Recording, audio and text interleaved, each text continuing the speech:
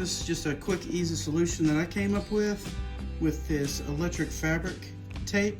It's high temperature, all weather stuff, and I didn't want to put something that was going to chafe the brake line, and I wanted something to break away just in case there was too much pressure from the brake line going up and down. So, you know, it's just something I thought that would be pretty easy to do to keep the brake line out of the way. And, you know, instead of doing something drastic, I think putting plastic zip ties on there may chafe the line. All this is soft. I wrapped this first, and then I just came around and I looped it around the brake line so it's nice and soft, and it seems to, you know, keep it just out of the way.